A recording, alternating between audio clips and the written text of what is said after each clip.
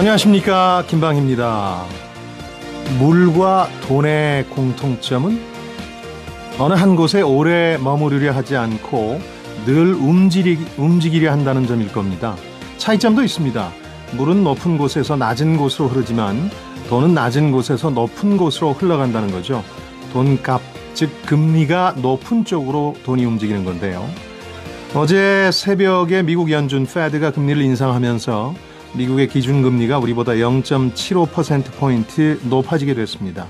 미국의 수면이 우리보다 낮아져서 언제고 그쪽으로 흐를 수 있게 된 셈이죠. 여기 부동산 문제도 우리가 금리를 올려야 할 이유입니다. 그런데 안 좋은 경기를 감안하면 금리를 올리기는커녕 내려야 할 판입니다마는 우리 기준금리가 1.5%로 내릴 여지가 아예 없다시피 합니다. 결국 우리도 조만간 금리를 올리지 않고는 못 베길 상황이 온다는 뜻입니다. 기준금리를 영어로는 벤치마크라고 하는데요. 이 단어는 강변 교량 인근에 표시하던 수위를 의미하는 말이었습니다. 그 표식은 물이 차오를 기미를 미리 확인하고 위험에 대비하도록 만들어진 것이었는데요.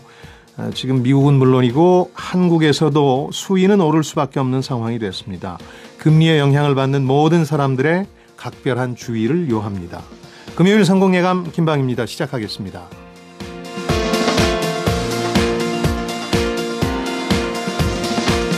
오늘 금요일 원탁의 기자들이 찾아갑니다. 오늘부터 열흘간 전국의 주요 백화점과 대형마트 그리고 전통시장, 온라인 쇼핑몰 등에서 대규모 할인 판매가 펼쳐집니다. 이른바 코리아 세일 페스타인데요. 세 번째 맞는 행사입니다. 당초 취지처럼 이걸 통해서 소비가 늘어나고 내수가 활성화될지 원탁의 기자들과 얘기 나눠보겠고요.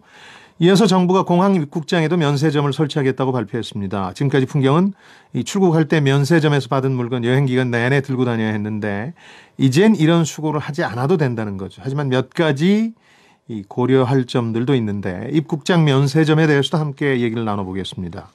그리고 원래 금요일은 경제상식 퀴즈가 없는 날인데요. 오늘은 청취자분들께 선물 좀 더 나눠드릴 겸 해서 깜짝 퀴즈 전환해드리겠습니다. 조금 전에 제가 오늘부터 코리아 세일 페스타가 열린다고 말씀드렸죠. 사실은 이게 미국의 이 행사를 벤치마킹한 겁니다. 그래서 한국판 무슨 데이 이렇게 부릅니다. 미국의 추수감사절 이 Thanksgiving Day 다음 날인 금요일, 이때부터 크리스마스, 연말 연초까지 각 소매와 유통업체들은 연중 최대의 쇼핑 시즌을 맞게 됩니다. 20%가량의 소비가 이 짧은 기간에 집중이 돼서 유통업체가 장부상 적자에서 흑자로 돌아선다. 그래서 이 색깔이 금요일 앞에 붙게 된 겁니다. 무슨 프라이데이인데 색깔을 알아맞혀 주시면 됩니다. 흑자로 돌아서는 겁니다. 연말 대규모 세일이 시작되는 이날을 맞춰주시면 되겠습니다. 자, 정답과 함께 여러분은 코리아 세일 페스타에 참여할 생각이 있는지, 그보다도 이런 행사가 있는 건 아시는지 이것도 궁금하고요. 여기서 뭘 사고 싶은지, 사고 싶은 거 많으시죠? 이런 것도 문자로 보내주시면 되겠습니다. 정답만 보내시는 것보다 이런 거 같이 보내주시면 제가 소개해드리겠고 소개하신 모든 분들께는 선물을 보내드리겠습니다. 당첨 확률이 더 높아지겠죠. 짧은 문자는 50원, 긴 문자는 100원이 드는 샵 9730번이나 KBS 콩으로 참여해 주시면 되겠고요. 팟빵과 KBS 콩 통해서 저희 방송은 언제든지 다시 듣기 하실 수 있습니다. 성공예감은 지금 페이스북 라이브 방송도 막 시작했습니다. KBS 라디오. 자, 원탁의 기자들과 함께하겠습니다. 유튜브에서 성공예감 원탁의 기자들 검색하시면 치열한 다툼의 현장을 동영상으로 보실 수 있습니다. 중앙일보의 고란 기자 그리고 머니투데이 방송의 이대호 기자는 해외 일정을 마치고 왠지 동남아 공연을 마치고 이런 표현 같긴 합니다만 돌아오셨는데. 많이 빠졌습니다. 죄송합니다. 이대호 기자 두 분 모셨습니다. 어서 오십시오. 네, 안녕하세요. 안녕하세요. 코리아 세일 페스타 얘기부터 좀 하죠. 네. 이거 저도 방송에서 많이 소개는 2년간 해드렸는데요. 예. 정작 저 자신이 별 관심이 없었던 것 같아요. 이게 엄청나게 그러니까 싱가포르나 홍콩 가면 무슨 골든 위크 같은 굉장히 세일을 많이 하는 기간이 있는데 그런 것처럼 아직 체감은 못하는 것 같은데 고 기자나 이 기자는 어때요? 개인적인 경험상 기사 쓸 때 말고 네. 정말 실감하고 싸다. 그래서 참여하고 싶다 이런 욕구를 느낀 적 있어요? 느끼시나요? 아니, 전 못 느꼈어요, 지금까지. 못 느낍니다. 그게 참 슬픈데 벌써 이게 3년 차예요. 16년부터 만들어졌고 말씀드리면 오늘부터 시작입니다. 그래서 그렇죠. 다음 달 7일까지 열흘 동안 시작이 되는데요. 예. 이게 어떻게 시작됐느냐 기원을 살펴보면 예. 2015년에 메르스 사태 있었잖아요. 그때 워낙 내수가 안 좋았으니까. 너무 안 좋았다 보니까 정부에서 뭐라도 해야겠다 해서 그때 만든 게 한국판 블랙 프라이데이. 그리고 네. 그 다음에부터는 이거를 문화나 관광 축제와 더 연계해서 판을 키워보자 해서 코리아 세일 페스타 이렇게 키웠던 거고 예. 코리아 세일 페스타가 된 지 이제 올해 3년째거든요. 그런데 체감은 그렇습니다. 대부분 그렇죠. 지금 네. 소비자들 입장은. 좀 그렇죠. 네. 예. 사실 첫 해는 그래도 괜찮았어요? 정부에서 좀 푸시를 하고 있다 보니까 아니, 괜찮다기보다는 그냥 관심이 많았죠. 관심. 아. 예. 예를 들면은 이제 백화점 같은 경우 막 7억 원짜리 아파트를 이렇게 경품 당첨 네. 그 상품권을 내놓고 그건 이러니까 기억납니다. 예. 약간 관심이 됐거든요. 그래서 실제로 그때 제 기억에도 2016년에 제가 백화점에 갔던 기억이 나요. 이 기간이라고 해서. 근데 뭐 그닥 달라진 게 없고 소위 말하는 백화점 정기 세일 기간하고 그닥 차이를 못 맞아요. 느끼겠더라고요. 호호맘님도 지금 보내주셨는데 뚜껑 열어보면 그렇게 싼 물건이 없는 것 네, 같더라고요. 뭐 이렇게 보내주셨는데 그렇게 체감할 수 없다는 게 문제인데 그래도 두 분 보시기에 야 나 이거 굉장히 싼 거 한번 본 적 있어 그런 건 있습니까? 저는 이제 전자제품에 관심이 많아서 코리아 세일 페스타 이제 홈페이지에 들어가서 대표 할인 품목들을 이제 찾아봤는데 몇몇 전자제품들이 있기는 있는데 가격은 안 나와 있고 대략의 할인율만 나와 있어요. 이제 그거는 실질적으로 이제 판매하는 점에 가봐라라는 의미가 될 수 있을 텐데 이게 또 하나 애매모호한 게 예. 괜찮은 쇼파 하나가 보이더라고요. 코리아 세일 페스타 들어가고 이제 대표 할인 품목으로 나와요. 예.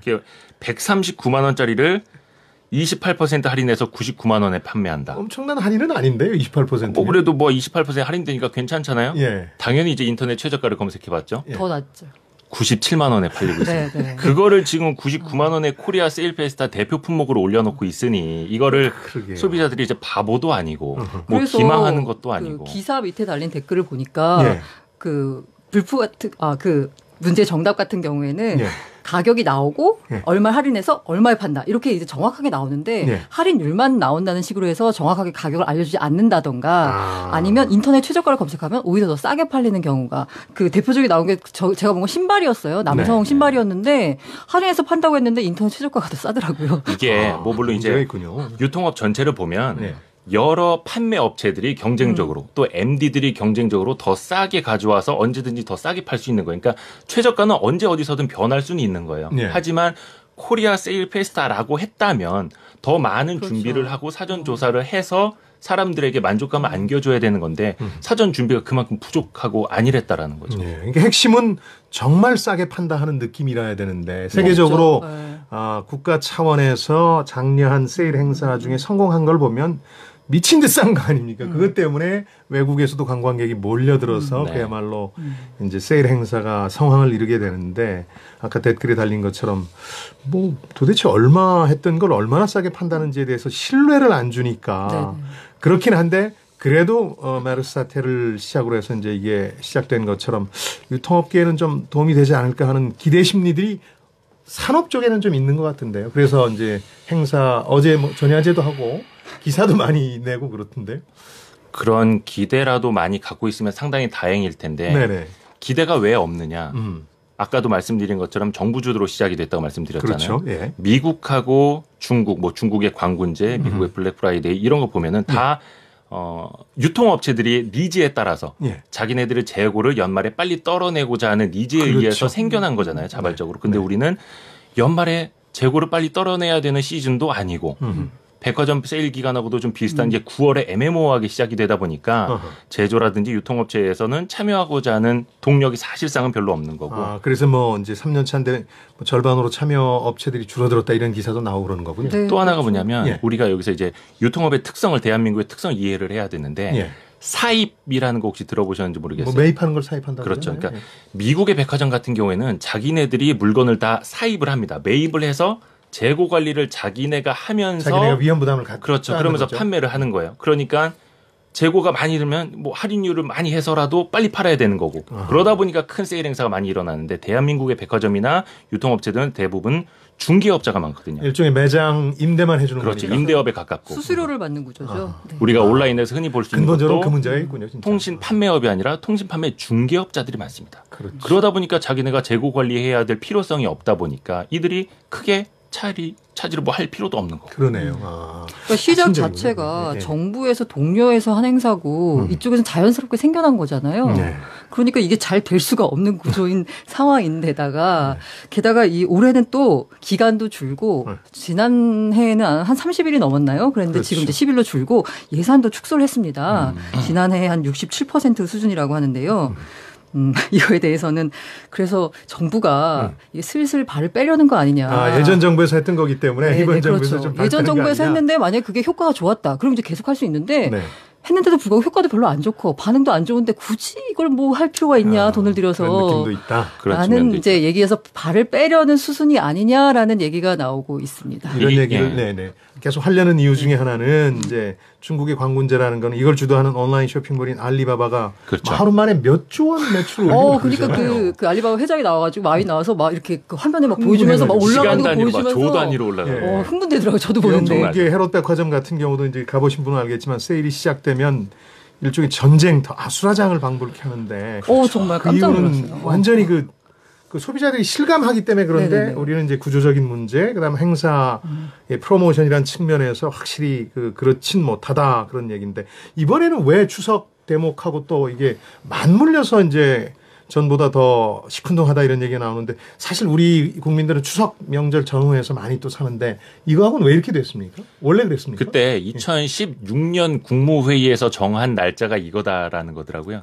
16년도 국무회의 때 예. 9월 마지막 주 목요일을 정리의 개최일로 지정을 했는데 그 당시에도 그 추석 연휴 다음 주였더라고요. 찾아보니까. 그렇군요. 네. 이게 이제 그 외국 같은 경우에는 우리는 추석이면 뭐 이렇게 날짜가 음력으로 정해져 있잖아요. 근데 해외는 뭐 몇째 주 마지막 날 뭐 이렇게 되는 거잖아요. 그러니까 이게 항상 일정한데 우리는 요거는 일정하게 방하는 추석이 거 얘는 왔다 추석이 갔다 왔다 갔다 하니까 흔들릴 수밖에 없는 거죠. 그렇군요. 이런 문제도 있고.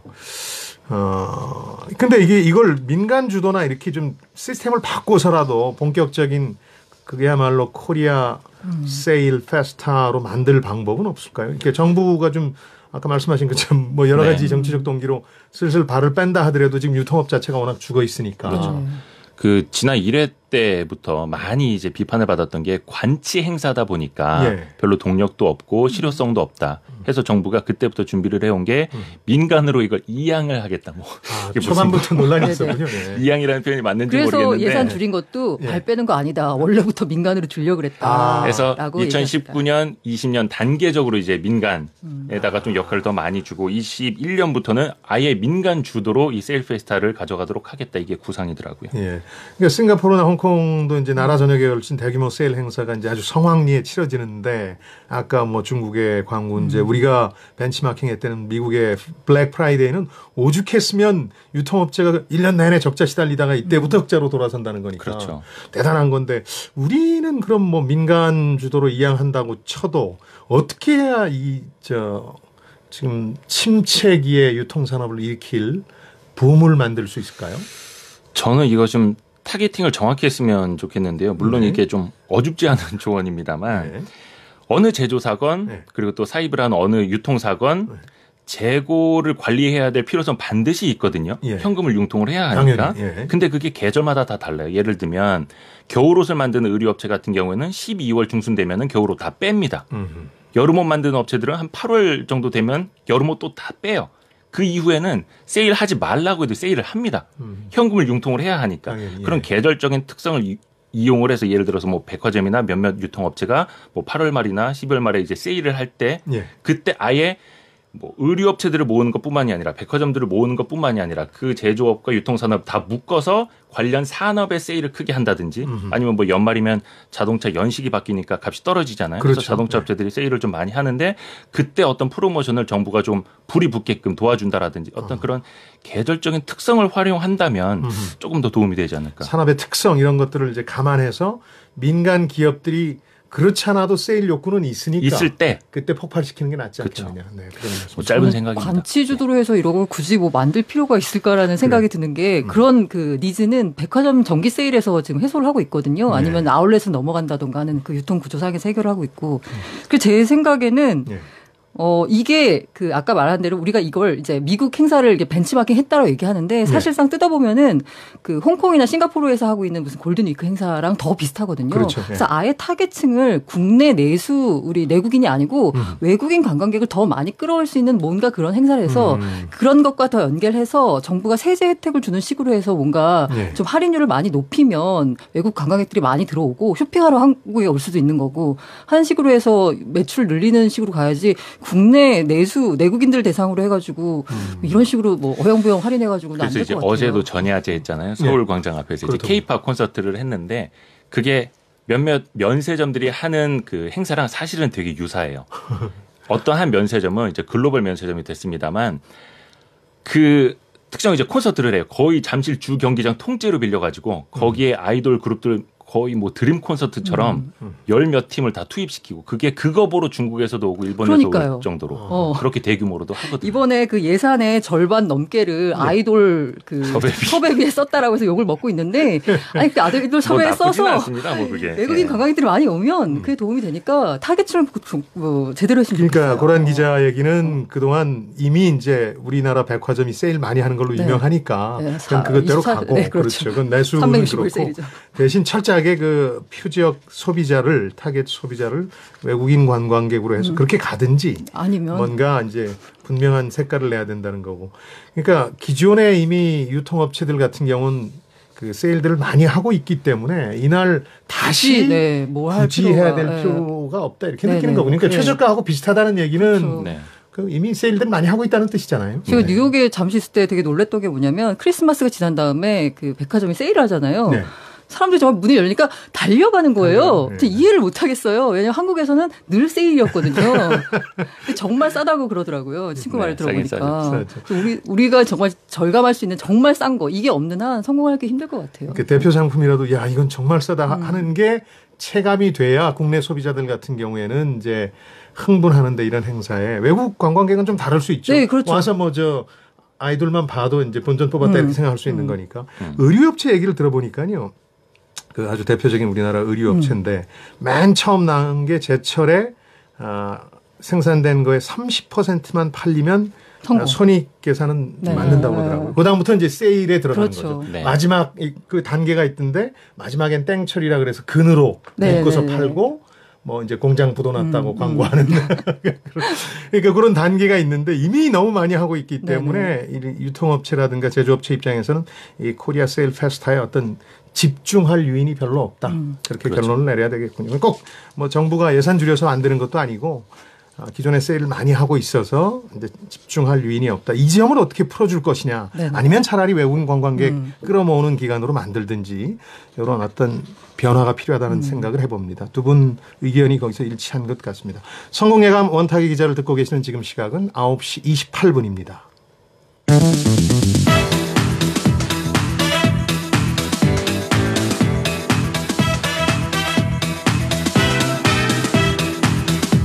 경제를 듣습니다. 성공을 부릅니다. KBS 1라디오 성공예감 김방희입니다.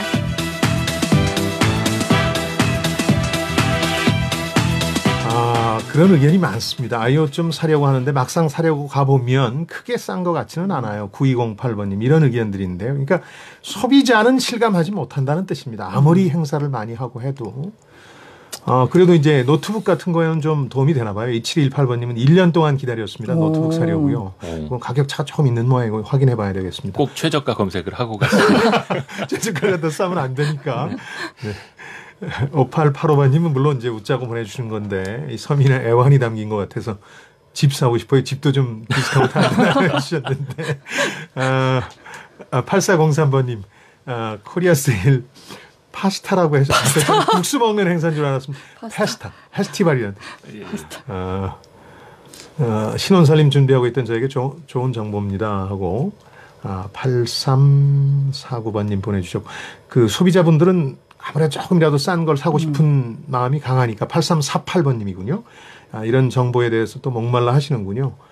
8709번님 잘 고르면 좀 있는 모양이에요. 아이들 겨울옷 준비해야 되는데 지난 2월 상품이라도 좀 싸게 살 수 있어서 좋습니다 해주셨는데 그런 분야나 매장도 분명히 있을 거라는 생각은 듭니다. 그러나 행사 전반에 대해서 저희가 평가한 거라는 점 이해해 주시면 되겠습니다. 문제 하나 더 드리죠.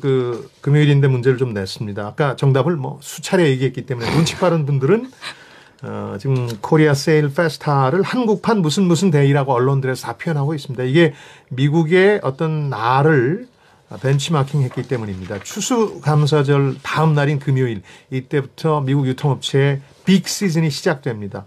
이때 장부상 적자했던 유통업체가 흑자로 돌아서기 때문에 금요일 앞에 이 색깔이 붙습니다. 무슨 프라이데이 이렇게 하는데 뭔지요. 자, 제가 소개해드린 분은 다 정답자들이시고 선물 보내드릴게요. 짧은 문자 50원, 긴 문자 100원이 드는 샵 9730번이나 KBS 콩으로 참여해 주시면 되겠습니다. 자, 원탁의 기자들 함께하고 있습니다. 입국장 면세점 얘기를 잠깐 해보죠. 뭐 대통령이 직접 나서서 얘기했기 때문에 이거 될 거라고는 이제 알고 있었습니다만은 아직도 정확히 이게 뭔지 어떤 개념인지 모르는 분들이 있는데 어디에 만들어지는 거고 또 어떤 기능을 가지게 되는 건지 누가 좀 설명 좀 해주세요. 소비자들을 위해서. 네, 사실 면세품이라고 하는 게 세금이 없으니까 싸잖아요. 그러게요. 그래서 이제 많이 사는데 출국할 때 면세품을 구매해서 입국할 때까지 갖고 다녀야 돼요. 딜리버리 포인트라는 데서 받아서 들고 나가야 되는 거죠. 그렇죠. 네. 그래서 근데 이게 항상 이렇게 술이나 뭐 이런 걸 이렇게 들고 다니다 보면 너무 무겁잖아요. 모양 빠지고. 네. 그래가지고 이걸 사실 너무 불편하다. 그래서 입국장에 면세점이 하나 생겼으면 좋겠다. 들어올 때 살 수 있는 것이 생겼으면 좋겠다라고 했는데 이게 국민들은 원하는데 이제 조세 형평성에 어긋난다라는 이제 좀 정부의 기조가 있었고요. 그다음에 대기업이나 아니면은 면세점 운영하는 대기업이나 아니면은 기내 면세점 운영하는 항공사들한테는 조금 약간 불이익이거든요. 기내에서 대부분은 이제 돌아오실 때 샀죠. 술, 담배 같은 것도. 그렇죠. 특히 이제 대형 면세점보다는 사실 기내 면세점 타격이 큽니다. 그러겠네요. 그래갖고 도입이 15년간 지지부진하다가 결과적으로는 됐는데요. 그럴 수밖에 없는 게 내국인들의 국내 면세점 구입액이 2010년에는 18억 8천만 달러였는데 지난해는 28억 6천만 달러까지 늘었습니다. 게다가 입국장 면세점이 있으면 사서 들어올 수 있는 거잖아요. 그렇죠. 그러니까 외국인들이 사갖고 들어오면은 우리나라 소비가 늘어나는 거예요. 그럼 그러겠네요. 네. 그러니까 이 외국인들 관광객을 타겟으로 해가지고 국내 소비도 살리자라는 측면에서 추진을 하자라고 했고 결과적으로는 물론 국회는 통과해야 되지만 아마 통과가 될 거라고 보고 있고요. 세게 되는 거죠. 대통령까지 나선 건 아까 얘기한 15년 동안 어쨌든 이해 집단이 나름대로 요 규제를 막아서고 있었다 이런 문제의식에서 그런 건가요? 여러 가지 보관이 있습니다. 첫 번째는 내수가 너무 이제 부진하기 때문에 내수 진작을 해야 되는 것, 그리고 이제 투자를 확대해야 하는 것, 또 고용 창출을 해야 되는 것. 특히나 이게 서비스업이고 공항 가시면 많이 보시겠지만 면세점은 영업 시간이 되게 길어요. 곳에 따라서 24시간 하는 것도 있거든요. 그러다 보니까 이제 서비스업에서도 고용 창출이 좀 많이 되는 분야이고, 그리고 또 경쟁 국가에서도 자국 면세점을 상당히 강화하는 추세예요. 그러니까 입국장도 없던 국가에서도 많이 만들고 있고. 해외 갔다 오셨으니까 다른 나라도 입국장 면세점 지금 많이 늘리고 있습니까? 기재부 발표에 따르면 88개국 중에서 73개국이 입국장 면세점을 운영하고 있다고 하고 뭐 베트남 같은 경우에는 과거에 폐쇄를 했다가 또 다른 국가에서도 입국장 면세점을 많이 만드니까 다시 재설치하기도 했다라고 하더라고요. 그리고 사실 우리랑 약간 경쟁이 되는 일본의 나리타나 때가 지난해 생겼고요. 지난해 4월 생겼고 중국은 2008년 최초 도입한 이후에 지난해 2016년부터 19개 입국장 면세점을 추가로 허용해가지고 경쟁하고 있는 상황이죠. 자국민들이 한국 가서 면세점 쇼핑을 많이 해오는 걸 탐탁지 않게 생각을 하는 거예요. 그러다 보니까 중국 안에서 써라. 자국 면세점. 그러니까 들어오는 길에 여기서 사라라는 식으로 또 많이 유인을 하고 있거든요. 중국에서. 그러다 보니까 입국장 면세점을 두고도 이제 세계가 혹은 뭐 우리 주변 경쟁 국가들이 경쟁을 하고 있는 셈인데 하나 벌써부터 이제 걱정이 되는 건 지난번에 시내 면세점 사업자 두고 엄청난 논란이 일었고 정치적 스캔들로까지 비화됐잖아요. 이것도 그런 과정을 거쳐서 선정하는 건가요? 그런 과정은 아닐 것 같고요. 아예 그냥 중견 중소기업에게 혜택이 많이 돌아가게 해라라고 이제 문 대통령이 이렇게 말씀하셨고 그래서 이번에 발표한 것도 중소 중견기업의 한정에 제한 경쟁 입찰하고 이들에게 특허권을 준다. 라는 거고 매장 면적의 20% 이상을 중소 중견기업 제품으로 구성하는 방안까지 이제 확인하고 있어서요. 근데 취지는 좋은데 중소 중견기업이라면 또 그런 생각이 들 수 있는 게 아무래도 맞아요. 이제 출입국할 때 면세점에서 살 때는 마음이 헤퍼지잖아요. 네. 근데 예. 제품이 좋은 게 잘 이제 구색을 갖출 수 있겠느냐 이런 문제들도 좀 그래서 술이냐 향수 등 수입품이 많은 경우에는 중소기업들이 사실 브랜드 유치하기가 쉽지가 않잖아요. 그러니까요. 그래서 무슨 실효성이 있느냐라는 것도 있고 사실 업계 입장에서는 그러면 입국장 면세점이 아니라 인도장을 차라리 해놔. 그러니까 사가지고 픽업할 수 있는 거를 거기서 살수 있게. 들어올 때 받을 픽업할 수 수 있게. 있게. 예.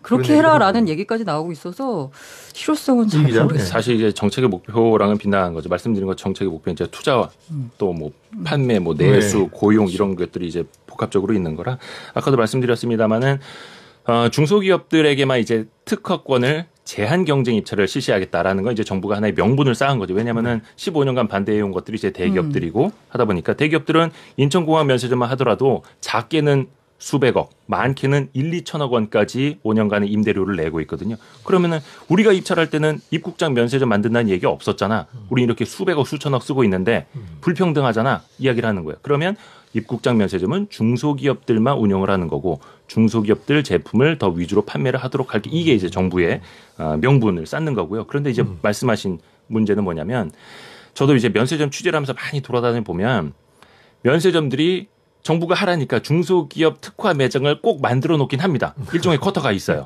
그래야지 특허를 받을 수 있거든요. 근데 거기 가보면 사람이 없어. 사람이 없어요. 그러니까요. 그러니까 제가 봐도 사고 싶은 게 없어. 물론 이제 전통 물품 아주 좋은 것들이 많이 있습니다. 아이디어 제품들 많이 있습니다만 저 같아도 거기서 지갑은 안 열리거든요. 근데 이게 굉장히 아이러니한 거예요. 그렇다고 해서 우리가 시장 경제의 논리로만 중소기업 제품들을 그래서 경쟁력이 안 되니까 배척할 것이냐. 또 그래서는 또 안 되지 않습니까? 그러니까요. 정부 입장에 당연히 해야 하는 거고.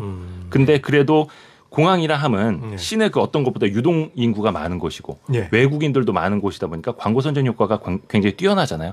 일단 그곳에다 만들어 놓으면 어느 정도 그래도 효과는 나지 않을까 희망을 갖는 거죠. 그리고 이제 그간 한 20년 이상 인천공항 입장에서는 이 입국장 면세점을 만들려고 했는데 이번에 만들면서 뭐 임대료 수익이 한 250억 이상 날 것 같으니까 이거 돈 벌려고 하는 거 아니냐 이러니까 또 이건 또 좋은 취지로 쓰겠다 이렇게 약속을 한 거죠. 그래서 네네, 뭐 사업적인 의미보다는 그 임대 수익을 뭐 이렇게 약간 공익적인 그렇죠. 목적으로 쓰겠다라고 얘기한 거죠. 공항에서 이제 입찰을 통해서 그 수익금을 받게 되는데 그 임대료 수익은 이제 좋은 곳에 쓰겠다 이런 식으로. 자기네가 안 챙기겠다 그런 얘기인데 그 또 어제 오늘 논란된 게 왜 술은 되는데 담배는 안 돼? 이게 술 담배를 면세점에서 많이 사는 이유가 워낙 그 세금이 많이 붙으니까 그렇죠. 가격이 실제로 싼 걸 체감할 수 있거든요. 그래서 사는 건데 왜 담배는 안 되고 술은 돼요? 담배 같은 경우에는 입국장에 또 혼잡스러워지면 안 되니까 특히 담배 같은 경우에는 출국장에서도 줄 많이 서거든요.